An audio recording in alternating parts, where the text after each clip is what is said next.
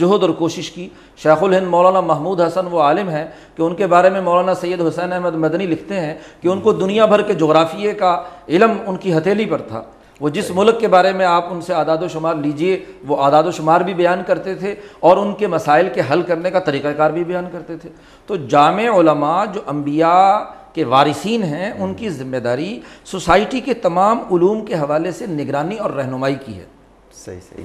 اچھا مفتی صاحب، جو نام ابھی آپ نے فرمائے ہیں، وقفے سے جب میں آؤں گا تو میں ضرور پوچھوں گا کہ جو نام آپ بتا رہے ہیں کہ انہوں نے انسانی سماجیات کے حوالے سے اور جدوجہد آزادی کے حوالے سے بہت بڑا کردار ادا کیا ہے، یہ لوگ کون ہیں اور ہمارے ہاں اس کا تعارف کیوں نہیں کرایا جاتا؟ دوستانو، یہ مختصری دمے طرف تزو زمن گفتگو بجاری تاسو منگسر ہوسی۔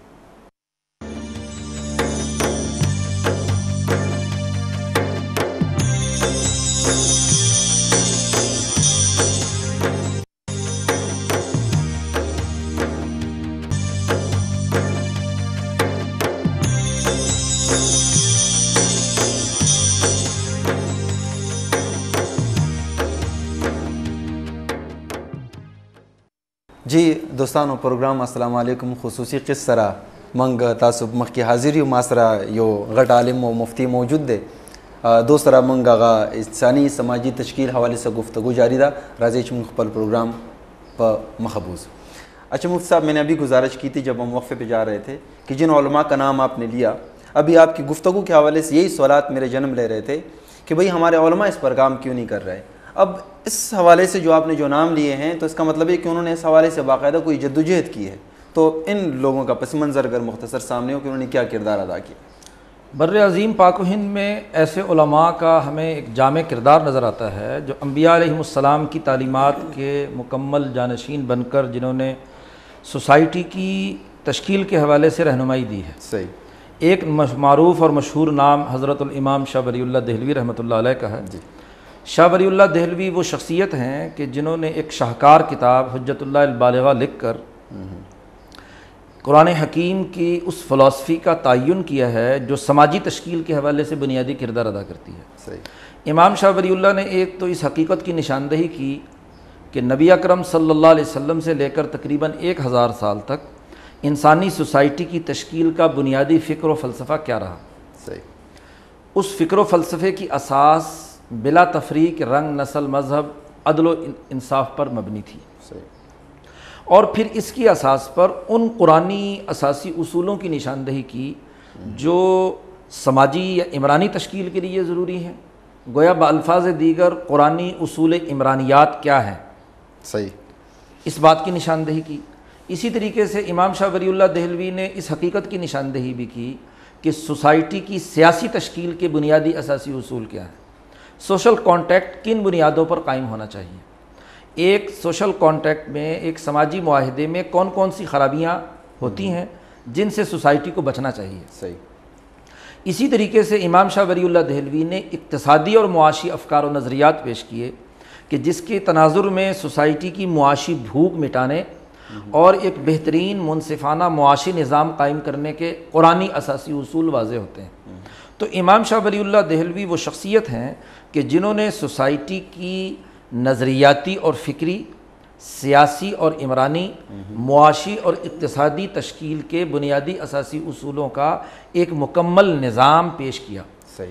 اور پھر اس حقیقت کی نشاندہی بھی کی کہ دنیا میں ان اصولوں پر عمل درآمد ایک سسٹم کے تھرو ہوا کرتا ہے، بغیر سسٹم کے اصولوں کی دعوت دینا یہ اخلاقی بات تو ہے، اصلاحی واز ہے، اور اصلاحی اور اخلاقی واز وہ ہوتا ہے کہ جس کا مطلب کسی کی مرضی مانے، کس کا جی چاہے نہ مانے، لیکن جب کوئی چیز سسٹم کے تھرو نافذ کی جاتی ہے تو اس وقت پوری سوسائٹی کو اس سسٹم کے مطابق عمل کرنا پڑتا ہے۔ آج ہم جدید سماجی تشکیل میں اس بات کو دیکھتے ہیں کہ ایک چھوٹے سے چھوٹا ادارہ بھی بغیر سسٹم کے وجود میں نہیں آتا۔ سسٹم یعنی کام کرنے کے بنیادی حکمت عملی اور طریقہ کار وضع کرنا پڑتا ہے۔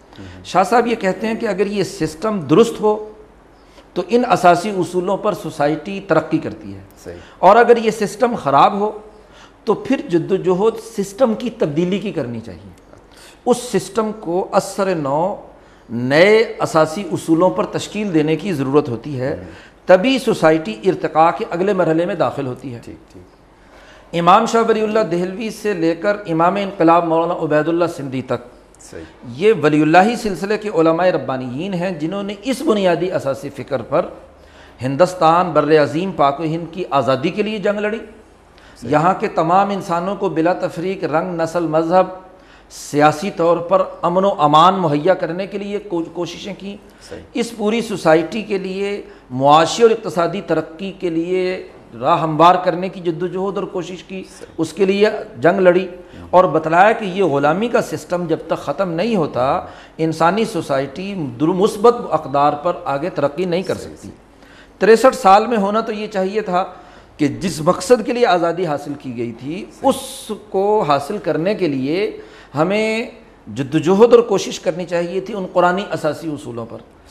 بڑی بدقسمتی یہ کہ ایسے جامع علماء کا تعارف یہاں نہیں کرایا گیا۔ بالکل۔ اچھا مفتی صاحب، ابھی آپ نے امام شاہ ولی اللہ دہلوی رحمہ اللہ کے حوالے سے فرمایا ہے کہ انسانی جب جو سماجیات ہیں یا جو انسانی جو سسٹم پیدا ہوتا ہے اس کے بغیر ہم دعوت دیں گے تو اس کا کوئی خاطر خواہ اثر نہیں ہوگا یا نتیجہ نہیں نکلے گا۔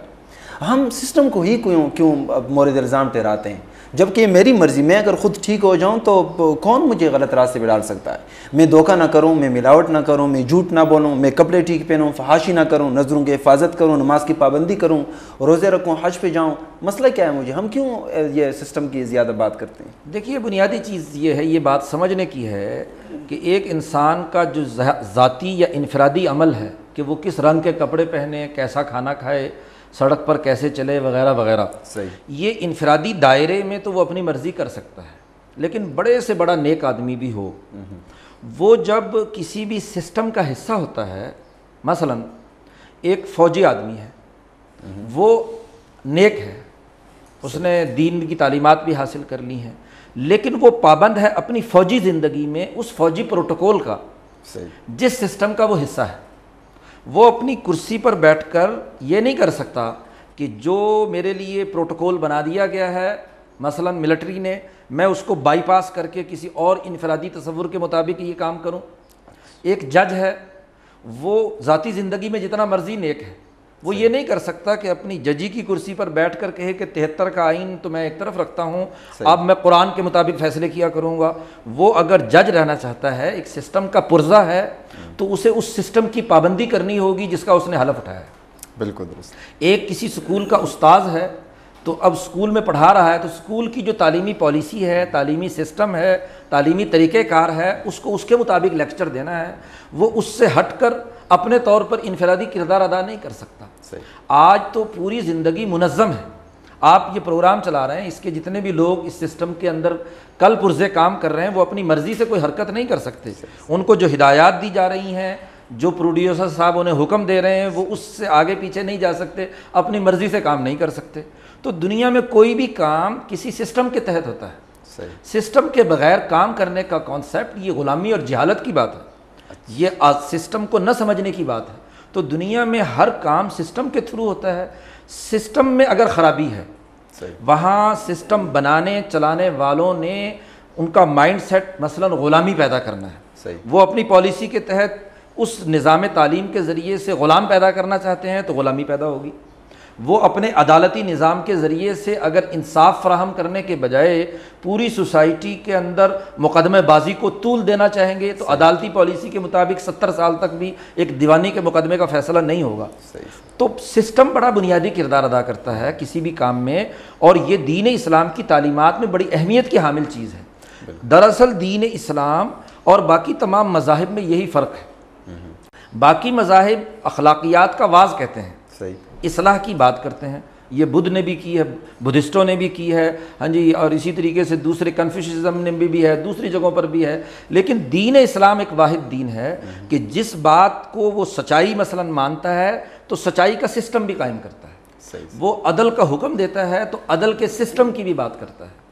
وہ پورے تولنے اور پورے ناپنے کا حکم دیتا ہے تو ایک ایسی اتھارٹی بھی وجود میں لاتا ہے کہ جو پورے تولنے اور ناپنے کا چیک اینڈ بیلنس رکھے، قائم کرے۔ بالکل بالکل۔ اچھا مفتی صاحب، اب آپ نے ابھی دین اسلام کے حوالے سے جو انفرادی اخلاقیات ہیں ان کو موجودہ نظام کے ساتھ متضاد قرار دیا۔ آپ کیا سمجھتے ہیں کہ ہمارا موجودہ نظام یہ اسلامی اصولوں کی بنیاد پر نہیں ہے؟ اگر آپ کہتے ہیں کہ نہیں ہے اور پھر ہم ان باتوں کے حوالے سے کوئی جدوجہد کرتے ہیں جو آپ قرآنی اصولوں کے حوالے سے فرما رہے ہیں، تو کیا ٹکراؤ پیدا نہیں ہوگا؟ اور اگر آپ سمجھتے ہیں کہ اسلامی اصولوں پر قائم ہیں تو پھر ہم انفرادیت کو اجتماعیت سے کاٹ کیسے سکتے ہیں؟ اور پھر اگر یہ واقعی اسلامی اصولوں پر قائم ہیں تو پھر ہم ان سارے مسائل سے دوچار کیوں ہیں؟ اسلامی اصولوں سے کیا مراد ہے؟ ایک ہے اسلامی اصولوں کا وہ کانسیپٹ جو ہمارے رجعت پسند مذہبی طبقوں کے ذہن میں ہے کہ وہ اپنے فرقے کی بالادستی یا اپنے گروہ کی بالادستی کے تناظر میں سمجھتے ہیں کہ اسلام آ گیا، ورنہ تو اسلامی اصول نہیں ہے۔ اسلامی اصولوں کی بات جو قرآنی تناظر میں ہمارے سامنے آتی ہے وہ عدل، امن، معاشی خوشحالی۔ خود نبی اکرم صلی اللہ علیہ وسلم نے اسلامی اصولوں کی وضاحت کرتے ہوئے بتلایا کہ ایک آدمی جب ایماندار بنتا ہے تو اس کے بنیادی رویے کون کون سے ہوتے ہیں؟ بخاری شریف میں حدیث آتی ہے، عمار ابن یاسر نبی اکرم صلی اللہ علیہ وسلم سے روایت کرتے ہیں کہ ثلاث من جمعہن فقد جمع الایمان، تین باتیں جس انسان یا جماعت میں پائی جائیں اس نے گویا کہ کامل ایمان حاصل کر لیا۔ آپ صلی اللہ علیہ وسلم نے فرمایا نمبر 1 الانصاف من نفسک، کہ وہ مسلمان عدل و انصاف کا نظریہ رکھے، یہ اس کے ایمان کی پہلی بنیادی چیز ہے۔ دوسری بات نبی اکرم صلی اللہ علیہ وسلم نے فرمائی کہ بذل السلام للعالم، امن اور سلامتی کا نظام تمام انسانیت کے لیے قائم کرنے کے لیے جدوجہد اور کوشش کرے۔ امن ایک بنیادی قدر ہے، دنیا کا کوئی ذی ہوش آدمی اس امن کی بنیادی قدر کی مخالفت نہیں کر سکتا۔ اور للعالم کہا، للمسلم یا للعرب نہیں کہا کہ صرف عربوں یا مسلمانوں کے لیے یہ امن ہوگا، بلکہ کہا پوری انسانیت کے لیے عدل و انصاف اور امن و امان کا نظام قائم کرنے کی جدوجہد کرنا، یہ ایمانی تقاضا ہے۔ اور تیسری بات نبی اکرم صلی اللہ علیہ وسلم نے فرمائی کہ الانفاق من الاقتار، کہ وسائل کتنے ہی کم کیوں نہ ہوں ان کو مل بانٹ کر کھانا، معاشی عدل و مساوات کے مطابق استعمال کرنا، یہ تیسرا معاشی کانسیپٹ ہے۔ تو جس کو ہم اسلامی اصول کہتے ہیں کہ یہ حکومت اسلامی ہے یا نہیں، تو اس کا کرائیٹیریا نبی اکرم صلی اللہ علیہ وسلم نے بیان کر دیا کہ نظریہ اور سوچ عدل کا، سیاسی نظام امن و امان قائم کرنے کا، معاشی نظام سوسائٹی میں عدل و مساوات اور معاشی خوشحالی کا ہونا چاہیے۔ اب یہ بنیادی اساسی اصول ہیں۔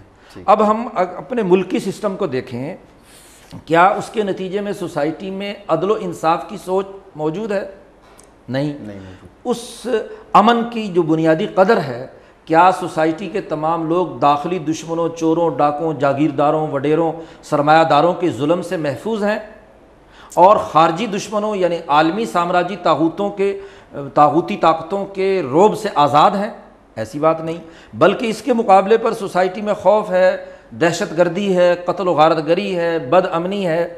اسی طریقے سے تیسری بنیادی چیز کہ معاشی بھوک ہے سوسائٹی میں، معاشی ترقی یا خوشحالی تو کیا، ہم اپنے بجٹ کا 32 خرب روپیہ منظور کرتے ہیں، جس میں سے 13.5-14 خرب روپے کا ریونیو ہم جمع کرتے ہیں اور باقی ساری بھیک مانگتے ہیں دوسرے ملکوں سے، تو بھوک کی اقتصادی حالت ہماری سوسائٹی پر ہے۔ تو ہم تو یہ سمجھتے ہیں کہ اسلامی اصول دراصل عدل، امن اور معاشی خوشحالی کی بنیاد پر ہے، اور کوئی ذی ہوش انسان ان بنیادی اساسی اصولوں اور ان کی بنیاد پر سسٹم کے قائم کرنے سے انکار نہیں کر سکتا۔ حتیٰ کہ وہ لوگ جو یہ ظلم کا سسٹم قائم بھی کیے ہوئے ہیں، وہ بھی بنیادی طور پر ان اقدار کا انکار نہیں کر سکتے۔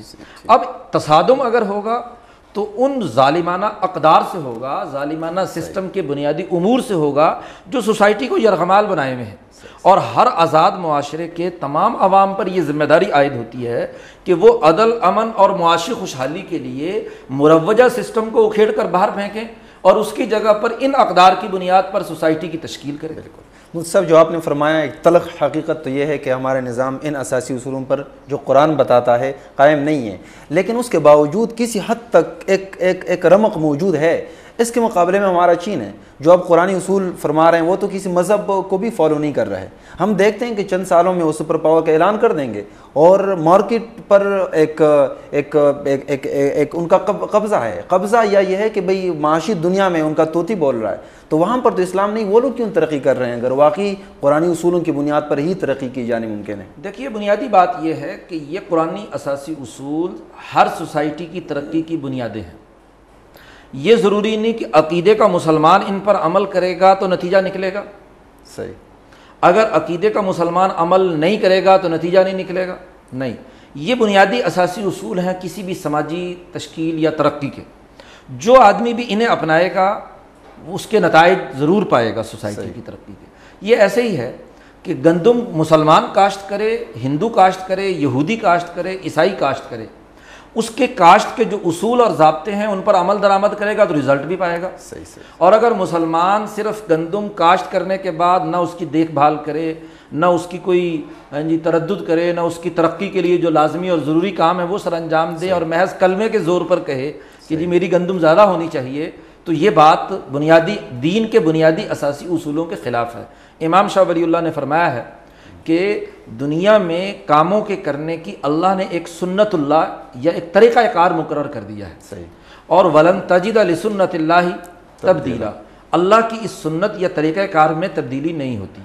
جو قوم بھی عدل کے نظریے کو سامنے رکھ کر، جو قوم بھی امن و امان کو قائم کرنے کے سیاسی اصول پر، جو قوم بھی سوسائٹی کی معاشی خوشحالی کے ترقی کے اصول پر کام کرے، وہ خواہ چین ہو، روس ہو، امریکہ ہو، ہندوستان ہو، ایران ہو، توران ہو، پاکستان ہو، جو بھی اس پر عمل کرے گا وہ کامیاب ہوگا.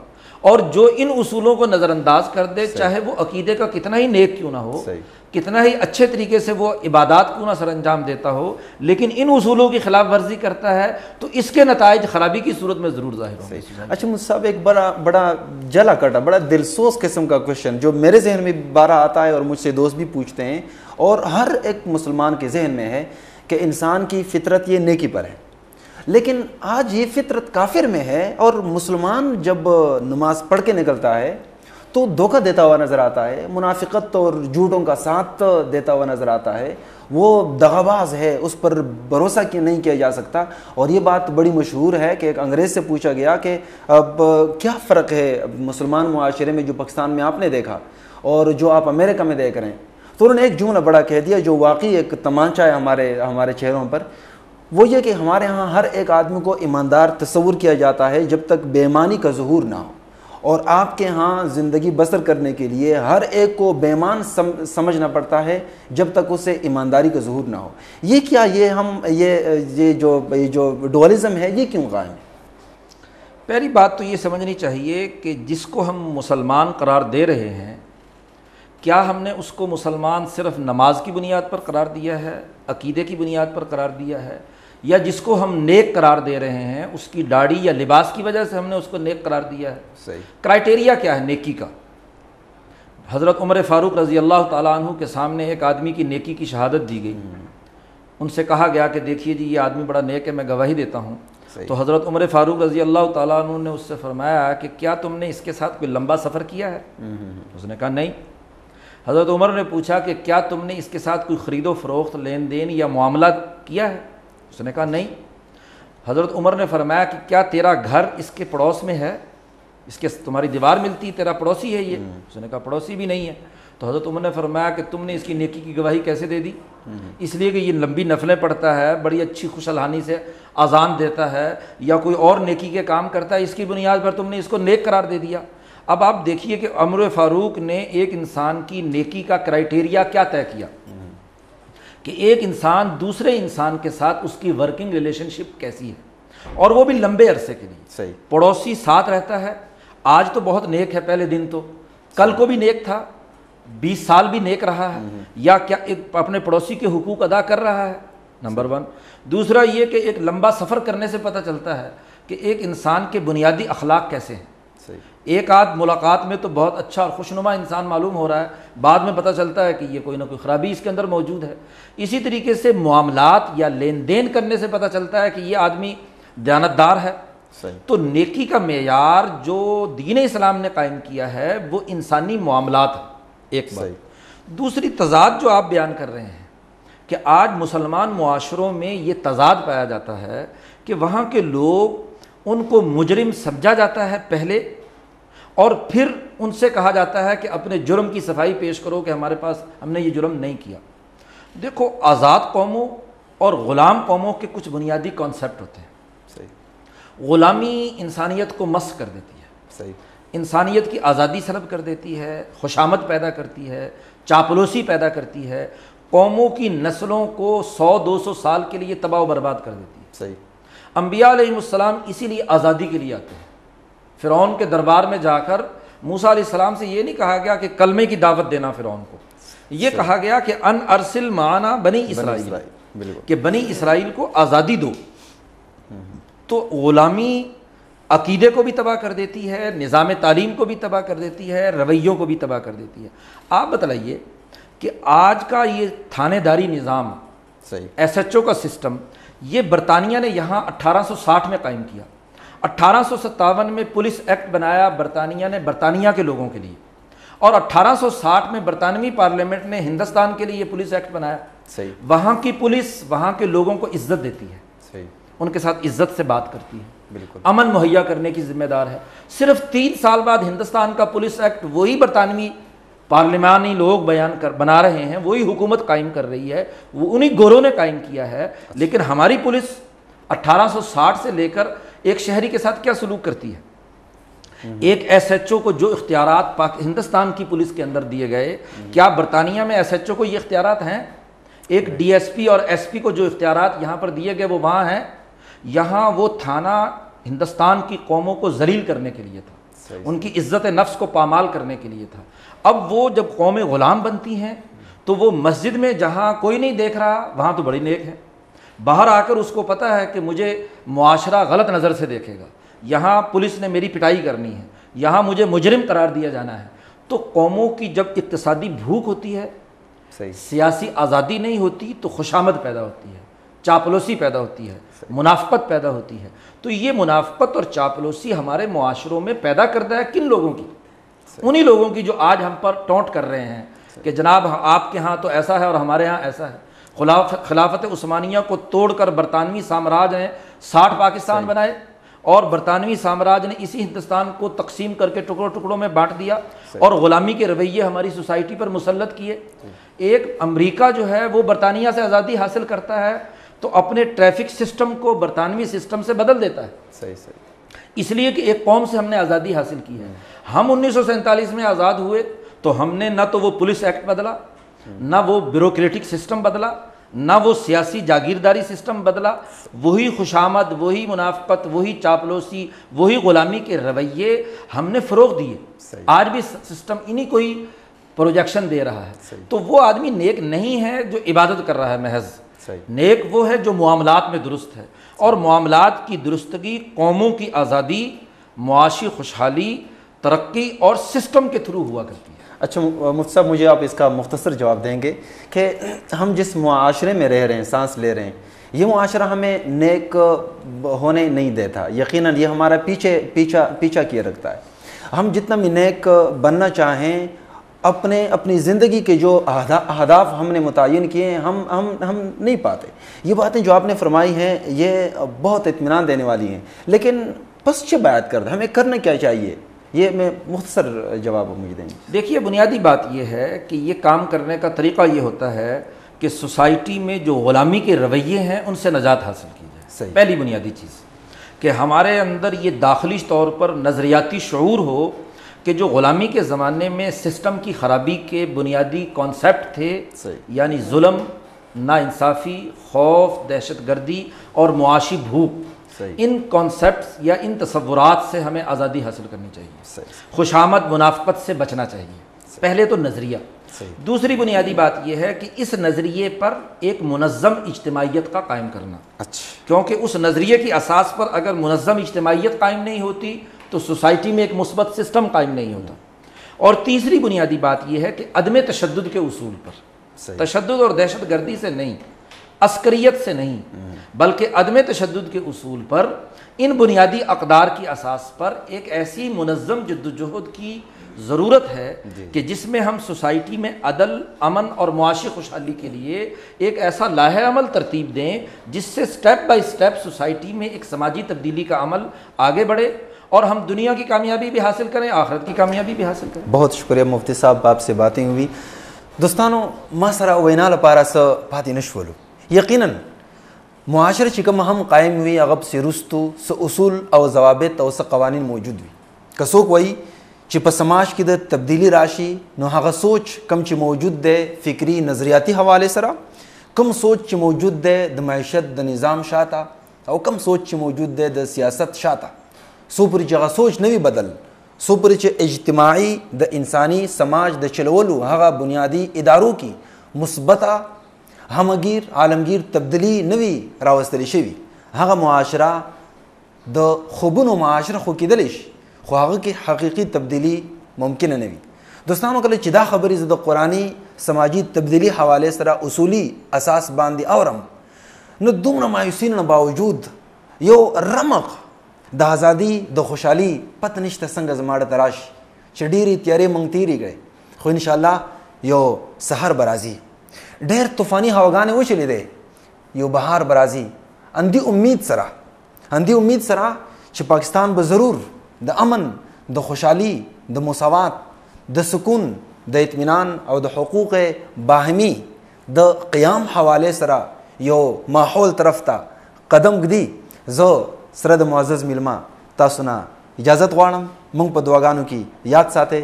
السلام علیکم ورحمت الله وبرکاته.